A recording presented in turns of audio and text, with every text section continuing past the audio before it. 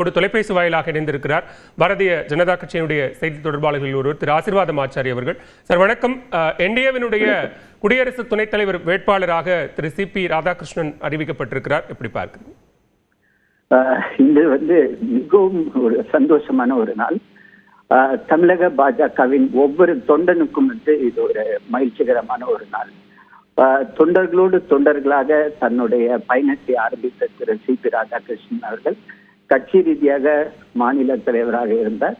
அதே சமயம் 2 முறை கோயம்புத்தூர் மக்களவை தொகுதியிலிருந்து எம்பியாக தேர்ந்தெடுக்கப்பட்டவர்.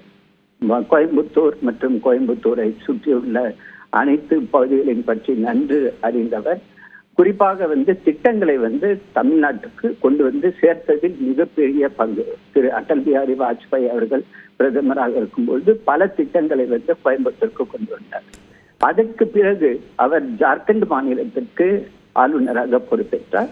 ஜார்க்கண்ட் மாநிலத்துக்கும் ஆளுநராக இருக்கும்போது சமயத்தில் கூட அங்கு ஒரு எதிர்கட்சி தான் அங்கு ஆட்சியில் இருந்த போது கூட ஜார்க்கண்ட் மாநிலத்தின் நலன் பற்றி பல்வேறு திட்டங்களை அவர்களுக்கு வாங்கி கொடுப்பதில் அவர் மும்முரமாக பணியாற்றினார். இது நேரடியாக எனக்கே தெரியும்.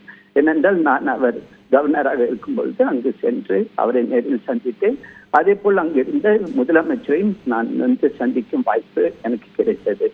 அடுத்ததாக மகாராஷ்டிரா மாநிலத்திற்கு அவர் கவர்னராக வந்தார்.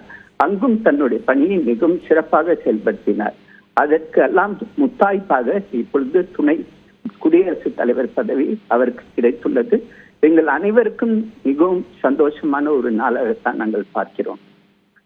மிக்க நன்றி திரு ஆசீர்வாதம் ஆச்சாரி. இணைப்பில் கருத்துக்களை பகிர்ந்து கொண்ட மிக்க நன்றி.